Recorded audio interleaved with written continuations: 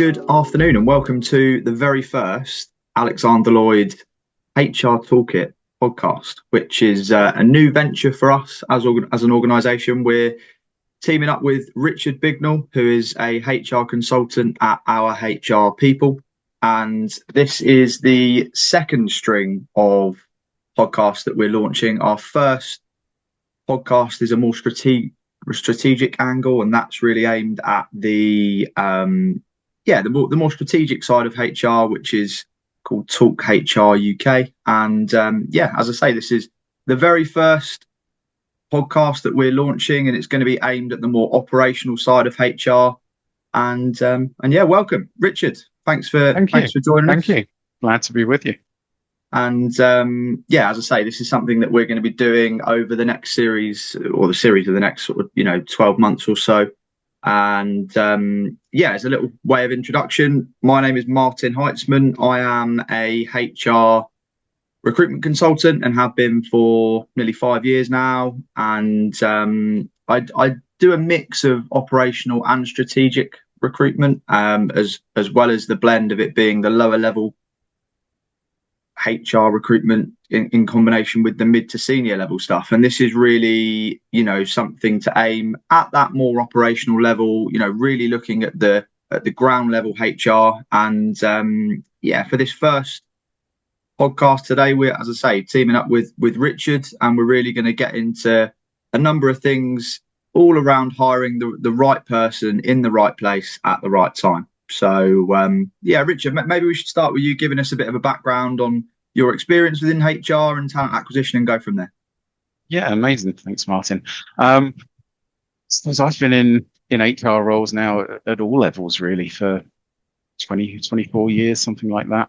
And as you said, now run my own HR consultancy called Our HR People. And I really work alongside business owners, boards and senior leaders to provide HR solutions to their business challenges, really. In the 9 or 10 years prior to me starting my business, I worked within HR teams, but within the recruitment industry. I spent a number of years at the Adecco Group, and I led a team that focused on retention of the internal workforce. A lot of companies have issues with retention, finding the right people, and hanging on to them ultimately. After my time at Adecco, I worked as the global people director for a healthcare recruitment company. And again, retention was always one of the biggest challenges. Finding that right person and hanging on to them and keeping them was always a challenge. Recruitment was, and still is, a tough job, and you need to be resilient to succeed. Finding that right person is crucial in any organization. It's a hugely important decision, and one that's often rushed into, sadly. And I know that our discussion today will, I'm sure, discuss ways in which everyone can not just get stuck on that recruiting treadmill, but actually focus on getting the right person in the right place at the right time within their business. Yeah, 100%. And I think, us as recruiters definitely know the importance of that. And I think it's really interesting to know how it sits from the other side of the fence as well. So from your angle, how do you ensure that you hire the right person at the right time and they also stick as well? Oh, that's the golden question, really, isn't it? People often say recruiting's an art. I really want to push that aside and actually say, let's make more of a science out of it. But I'm sure we'll talk about that in a bit more detail later. Once you've really decided to recruit, I think you need to take a step back actually and understand, is this one of those hires that can be made internally? Growing talent from within is a great way to keep people engaged.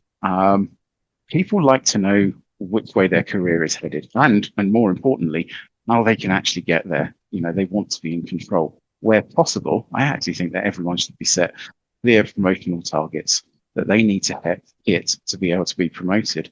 They want to be in control of their own career, but I'm sure that in itself is probably a discussion for another day. I think coming back to the recruiting side that you asked about, I think if you're recruiting externally, I think it's very easy for hiring managers to sort of default to their standard hiring practice: advertise, interview, offer.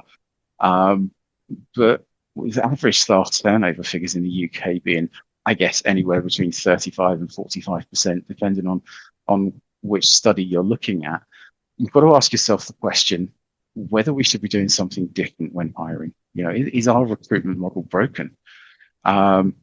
Before we even talk about the methods we use to determine if someone's fit for the role, and if they're going to succeed, we need to ask ourselves a question and actually honestly answer it.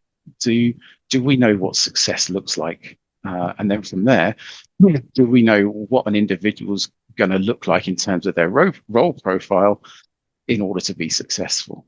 Now, to answer the first question, I think we need to ask ourselves, why are we recruiting this role? What's the purpose of it? And then how are we going to assess them? And I'm sure you've come across it so many times that it's all too commonplace for businesses to question someone's performance, someone's ability, when they're not even clear themselves on what their expectations are. Now, I'm sure most people listening to this podcast will be saying, absolutely, I know what it takes to make someone successful in my company. It's my company. I know the team. I know all their individual nuances. However, I would genuinely encourage anyone listening to challenge their thinking on this. Test their own perceptions, speak to your colleagues and ask them for their honest opinions. You'll be surprised how many different views of what it takes to be successful in any particular role that you'll actually get. Now, whether you're a large company, whether you're an SME, just an individual hiring a person for the first time, hiring the right people is one of the most important things that you'll do. It can seem really daunting, thinking about how do you know what to look for.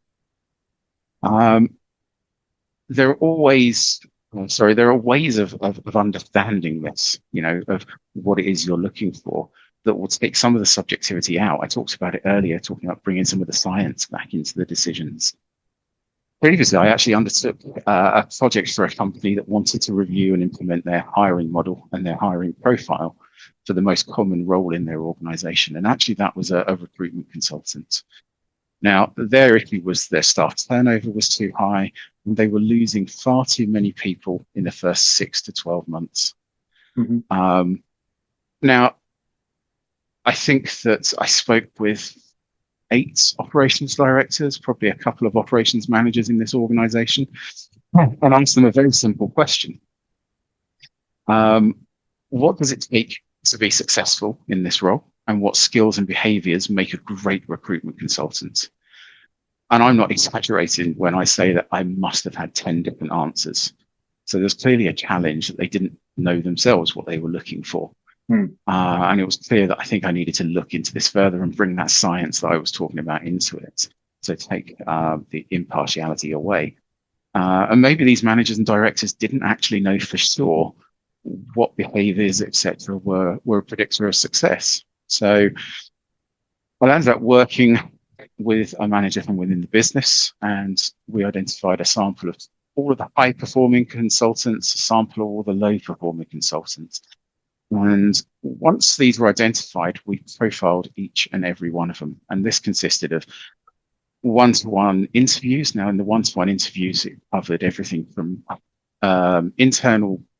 individual background, highest qualification level, their work experience, what their onboarding was like coming into the company, training courses they'd attended prior to joining and after joining, and also psychometric profiling was involved here as well. Now, once we had this, as you can imagine, it was a massive data. Once we had all of this data, we were then able to determine where there were statistically significant differences. So, for example, just because we found all of the high performers had high resilience in common, that didn't necessarily mean it was a predictor of success, if all of the low performers also had that. So we were looking for areas of difference. Where we identified these differences between the high and low performers, it formed the basis of our hiring model. So we were able to determine where we could be looking for these candidates, what sort of traits and behaviors and values should we be looking for. And we were then able to update the hiring model as well as the person spec so that when we recruited people going forward, we knew what we were looking for. Now, of course, these items weren't the be all and end all of the recruitment process, but it really informed the interview and it enabled us to be able to give the managers questions that they could probe on further during the actual interview process. Ultimately, I think if you don't know scientifically, rather than just believing what makes someone successful, then you don't know what you're looking for. And you'll find yourself in this continuous cycle of high staff turnover, low retention. Now, this was for a large organization. Same principle applies no matter what the size of your organization, whether you're just hiring one person or whether you're hiring 100. Carrying out an activity like this is a huge benefit when it comes to understanding who you should be looking to recruit.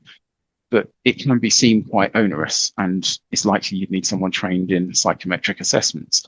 So I suggest anyone listening that's looking to carry out this type of exercise, please just get in contact, because the results you get are not only slightly surprising, but also hugely beneficial for the people that you actually get coming into your business. Suddenly your chance of having someone succeed is a huge amount more. Yeah, so really interesting take. Thanks, Richard. So once you've determined, sort of thinking about this, once you've determined the profile that you're looking for, was it then a straightforward process in terms of advertising, sourcing candidates and interviewing, etc.? Or I think, of course, interview, key stage of the recruitment process, but personally don't believe that should be the only part. A structured interview process, and when I talk about that, I say structured, meaning a process that's based on a competency framework, using competency-based questions, more importantly, being run by someone who's trained on interviewing. But a structured interview process may only have 33 to 43% chance of predicting success. With an unstructured interview, that drops down to like 10 to 20%. Now, within that company I just mentioned previously, we actually had to ensure that the recruitment process was updated to include the same psychometrics that were used by the candidates in the study. Ultimately, if anyone applying for a job did a separate or a different psychometrics or didn't do it at all, you can't compare them to the model. So it's about making sure that this runs through all of your processes as well. I do think that when interviewing, the actual interviews need to be carried out, as I said, by an interviewer that's had detailed training. I sat in an interview once, where the interviewer, the hiring manager, would be speaking for 80% of the time, and the candidate probably 20% of the time.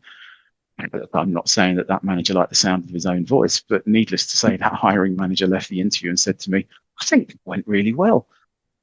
But the candidate had barely spoken; he'd just been listening to himself. So, yeah, you need to make sure that managers are trained properly. Yeah, for sure. I think that's a non-negotiable without a doubt. Mm-hmm. Going back to the psychometric assessments, then, why do you think that more people use that or sort of don't use that? Don't use that. Yeah. I'm supposed to put it into a couple of words: perceived cost. However, I personally think that logic's flawed. For small companies, the cost of administering these tests can seem really overwhelming. I was reading a study on was it NerdWallet the other day? The cost of hiring someone is about £7,000, and actually, if you take salary and all the costs over the first year, you're probably talking about 48,000. So actually getting this wrong can be a huge cost. And then compare that against the cost of an informative personality profile, typically £80 to £100 to get that done. The CIPD themselves recently reported that staff turnover in the UK is around 35%. And then when they dug further into that, you saw that 19.5% of those left in the first 12 months of employment. It's crazy to think that a fifth of the people are leaving in that first year. Now, that there's likely to be a number of reasons that people leave in the first year. However, a large number of those will inevitably be down to hiring the wrong person. From either side, whether that's a hasty decision based on pressure from the business or whether it's not being open and honest with candidates during the process. When we consider that war on talent and how hard it is to find that right person, all too often hiring managers and recruiters sell this fantastic dream of utopia to a candidate when the reality is often considerably different. And again, it's a false economy. Employees will vote with their feet if they feel that what they were sold during the interview process isn't actually the case. So when considering the cost of recruitment and, more importantly, the cost of getting it wrong, in my opinion, multiple points of assessment, including psychometrics being used, is definitely the way forward. I'm a big believer that more data you have, the better the decision will be. You can't just rely on the standard interview. I'm also a huge believer that you should hire on values and behaviors, as well as work ethic. I'm sure you've seen it so many times. You can teach the technical knowledge, but you can't easily train someone to change their behaviors and their values. And changing their work ethic is almost impossible. The use of psychometrics, the testing that's involved is a great way to identify these values right from the start. Now, don't get me wrong, I'm not saying that every company listening should be using a full suite of psychometric and ability testing and investing in training their recruiters to be able to administer and interpret these. That just wouldn't be practical. Often companies decide actually to start using these psychometrics and ability tests for more senior hires or for key roles, or indeed just for second stage processes. In which case they can do this through providers like myself and our HR people. I'm trained to be able to run these processes, so I can take that stress away, run the tests for people. As I said, the cost is not as prohibitive as people think, and then we're able to feed back to managers and give them a management report. But more importantly, we can then give them some really crucial questions to ask that candidate in the process going forward. We can identify areas that they should be drilling down to. What I'd say is, anyone listening, is don't rule out these tools and these processes because you believe they're too expensive. Again, just drop me a message if you want me to talk it through with me at all. That they are massively useful and certainly not as expensive as you might think they are. I totally agree, actually. And I think the thing that's really interesting about this is, okay, there is an outlay for these types of costs. However, it's all relative, Going back to what you mentioned earlier, Richard, you spoke about, a quote from NerdWallet where there's a cost of XYZ for maybe a gap where the candidate's not there. And I think completely. These hidden costs do add up. And, when you look at psychometric testing or even using a recruitment consultant and maybe paying a fee to find the right person, when you look at the relative outlay and what that can look like down the line, it can actually be a real cost saving as opposed to an outlay. So it really can. And you think about the salary costs of these people. You're recruiting a senior person within your business. You're paying them a good salary here. The cost of getting these tests done is nothing in comparison to what you're spending on that person. And if they don't work out, that's potentially money wasted. So it isn't a great cost at all. Yeah, no, really interesting.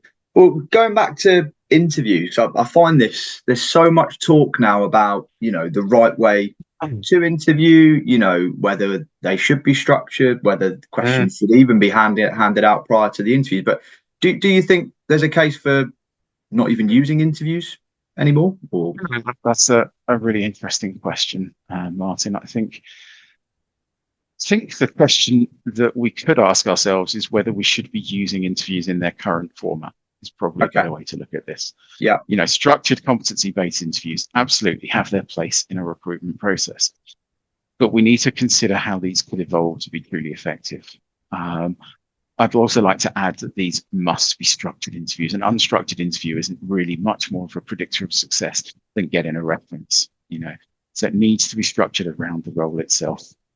Okay, interesting take. So you feel that a structured interview is the better measure of success?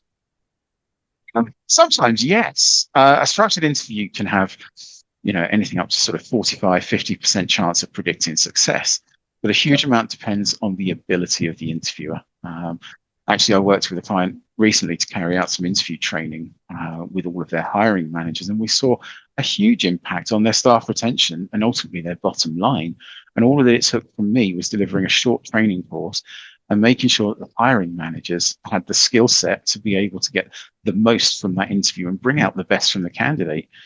However, I do think that we need to consider turning the traditional approach on its head slightly. You mentioned it yourself. Maybe it's time we consider sending out the interview questions to the candidate in advance. And I know that probably listeners are sitting screaming at their speakers right now. And I know that my initial response to this was that's ludicrous. You can't do that. However, I then sat and thought about it, and having given it some extra thought, it started to make far more sense. It's certainly worth bearing in mind that some people are highly, and I'm sure you've seen this yourself, highly competent at being interviewed. They know how to be interviewed, they know what to say, but they may not be presenting their true self. And how often have you seen it that someone's been interviewed and then they've performed brilliantly, and then on their first day in the job, it was like you've employed a completely different person. It also goes in reverse. Happens all the time. You're right. It does. And it's because people know how to perform in an interview. They're trained at it. This also goes for reverse, though. For those that didn't perform at their best during the interview, how many great people have been rejected because they weren't able to perform either under the stress or the pressure? And I accept that in some roles you need to be able to perform under stress and pressure. But just because they couldn't think of an example to your question right there and then, you've rejected them. And it's also worth considering those with any sort of neurodivergence, such as autism, ADHD, those with mental health challenges. That high stress, socially demanding nature of the interview process can make it more challenging for someone in that category. And having the ability to prepare in advance really helps with this stress and enables everyone the best opportunity to perform in an interview. I'm sure you've seen it. We often give people presentation topics to prepare before an interview. Why wouldn't we give them the questions as well? We know that finding the right person isn't straightforward.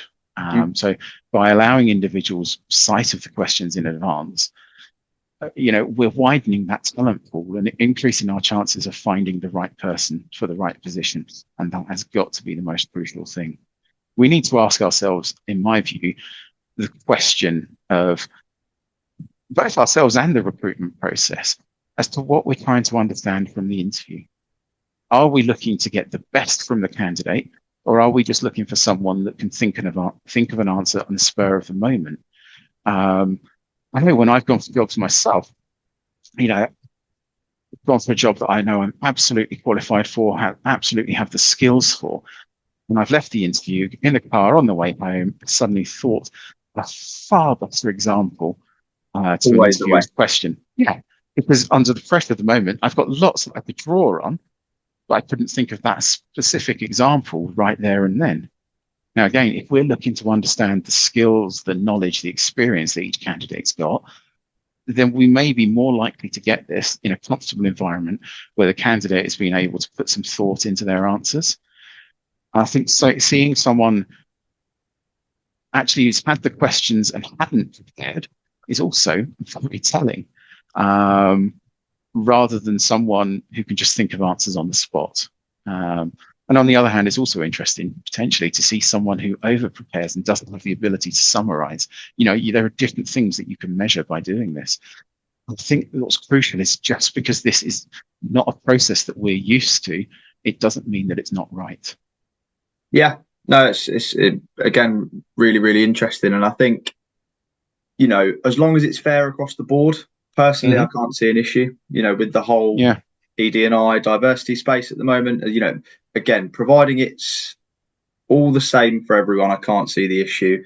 And if you relate that to what you do in a day-to-day role, like you mentioned, it's very rare that you'll be in a situation where instantly you have to think of something on the spot. You will be in a situation 9 times out of 10 where you can take time to draw on your knowledge, etc. And so I think it is really, really relevant. And again, if you look at the way the modern world is now, look at things like AI, ChatGPT, which leads us on to another thing. Yes, that is also, really, really interesting. So what do you think about that? If someone were to, sort of write their answers out I on suppose that? There's always a way of potentially cheating the system, but I think we need to understand that the AI, ChatGPT, is going to be part of our lives moving forward. And you're absolutely right that there could be those that price cheat the system. And I think this is where ensuring that you've got trained hiring managers that have the ability to probe answers and seek clarification comes in.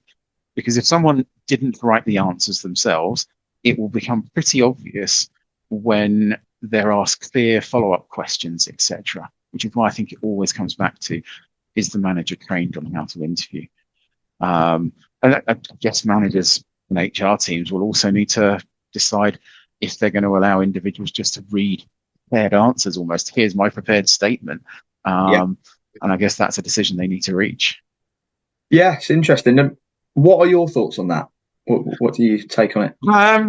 So I think allowing someone the ability to prepare their answers would not include their ability to just read answers. You don't want someone that's just going to come in, read the answers, and then not say anything else. Yeah, sure. The recruiter really needs to take the examples given by that candidate in response to their questions and ask follow-up questions around why they made the decisions they did, what plans changed, etc. Again, comes back to making sure you train your hiring managers how to probe, and make sure they're curious, the hiring managers, and they want to probe further. Too many hiring managers see an interview as a process and read a question, take a note of the answer, read another question, take a note of the answer. They don't then follow up with those and dig even further. I think there's a difference between having a few keywords written down to prompt you and simply reading everything without being able to answer any follow-up questions on that.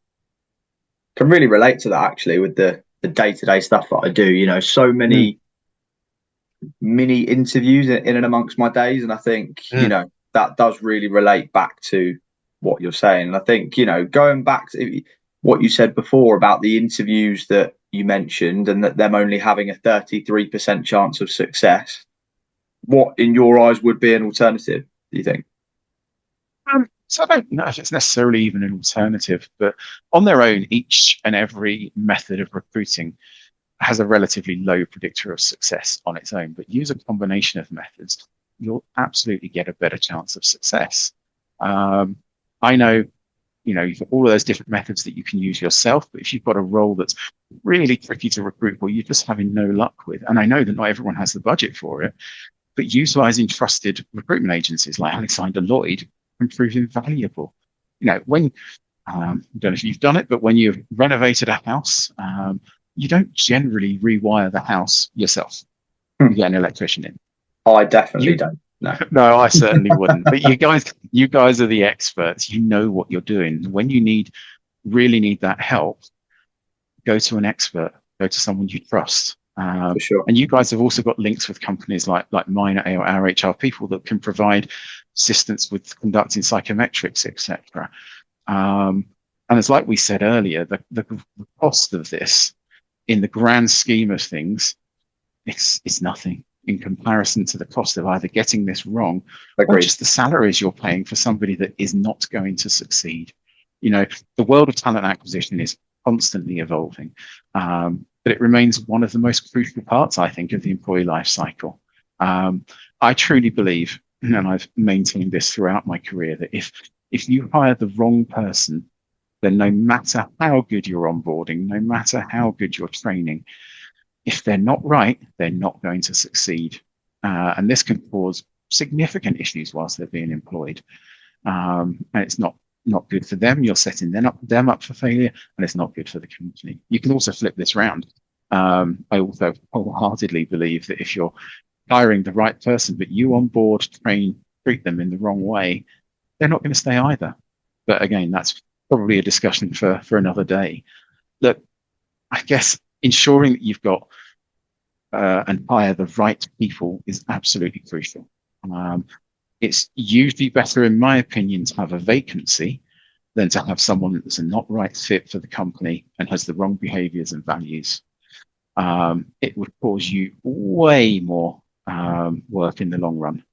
The key message, I guess, to get into people is don't rush the decision. Know what you're looking for and do everything you can to ensure you get the right person in the right place at the right time.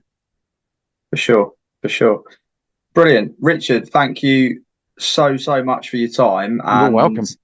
For everyone that's listening, I really hope you guys find this beneficial. I think so many of these parts in this first episode that we've launched today are so relatable to everything that I do day to day, and I know that Richard does as well. So yeah, again, Richard, thank you so much for joining us. And Not a problem. Not a problem. Yeah, really interesting to hear your takes on this. And we will be back. We'll be back. Yes. Ideally on a monthly basis with these as we start to really kind of launch this podcast. But yeah, until then, yeah, I will. Amazing. Shortly. Thank you. Take care. Right. Cheers, Richard. Take care. Bye. Bye.